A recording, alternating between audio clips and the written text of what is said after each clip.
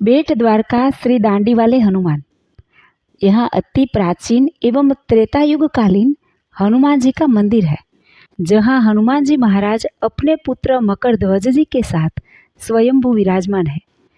हनुमान जी जब लंका दहन करके लौट रहे थे तो अपनी पूंछ बुझाने के लिए समुद्र के जल में गए थे। उस वक्त हनुमान जी के पसीने की बूंदें समुद्र के जल में गिरी।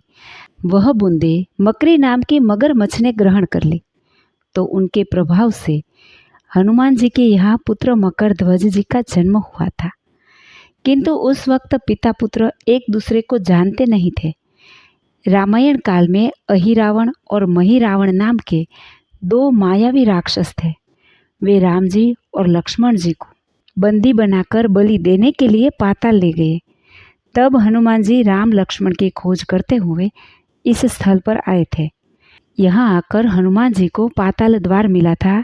द्वार पर आकर हनुमान जी ने देखा तो द्वारपाल के रूप में उनके ही बेटे मकर ध्वज खड़े थे, लेकिन पिता पुत्र एक दूसरे को जानते नहीं थे। तो जैसे ही हनुमान जी ने पाताल में प्रवेश किया तो दोनों के बीच भीषण युद्ध हुआ। हनुमान जी सोचने लगे कि मेरे एक प्रहार से कोई दोबारा उठ नहीं पाता, तो यह महाबली है कौन जो बार बार मुझसे युद्ध कर रहा है। युद्ध चल रहा था, उसी दौरान मकर ध्वज की माता मकरी आ गई। उन्होंने हनुमान जी से कहा कि प्रभु, आप यह किससे युद्ध कर रहे हैं? यह तो आपका पुत्र है। हनुमान जी बोले, मैं तो अखंड ब्रह्मचारी हूँ, मेरा पुत्र कैसे? तब मकरी ने बताया कि आपके प्रस्वेद बिंदु से जन्मा हुआ यह आपका पुत्र मकर ध्वज है। तो इस प्रकार पिता पुत्र का युद्ध भी इसी भूमि पर हुआ और दोनों का मिलन भी इसी स्थल पर हुआ। जैसे ही मकर ध्वज जी को पता चला कि यह मेरे पिताजी है, तो हनुमान जी की शरण में चले गए, उनकी सहायता की। फिर हनुमान जी ने पाताल में जाकर पंचमुखी स्वरूप धारण किया। अहिरावण को देवी महामाया का वरदान था। उन्होंने 5 दीपक अलग अलग दिशा में प्रज्वलित करके रखे थे। वह 5 दीपक अगर एक साथ बुझाए जाए तब भी अहिरावण की मृत्यु संभव थी। अहिरावण का मृत्यु का यह रहस्य जानने के बाद हनुमान जी ने सर्वप्रथम बार यहाँ पर पाताल में पंचमुखी स्वरूप धारण किया।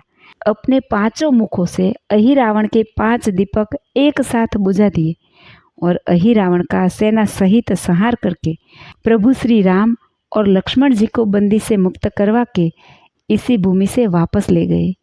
श्री दांडी वाले हनुमान जी मंदिर की कुछ विशेषताएं इस प्रकार है।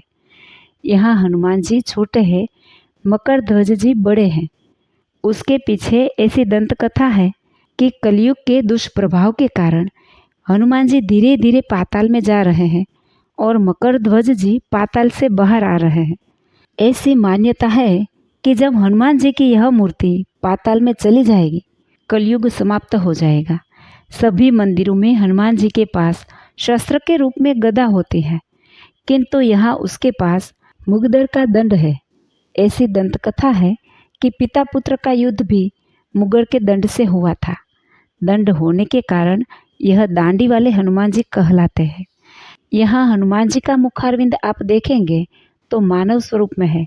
सभी मंदिरों में हनुमान जी वानर स्वरूप में विराजमान होते हैं, किंतु यहाँ उनका प्रागट्य मानव स्वरूप में हुआ है।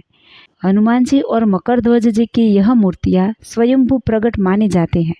यह मंदिर सुपारी की मन्नत के लिए भी विश्व प्रसिद्ध है। ऐसा माना जाता है कि हनुमान जी के स्वरूप में दी जाने वाली सुपारी घर ले जाकर पूजा करने से मनोकामना पूर्ण होती है।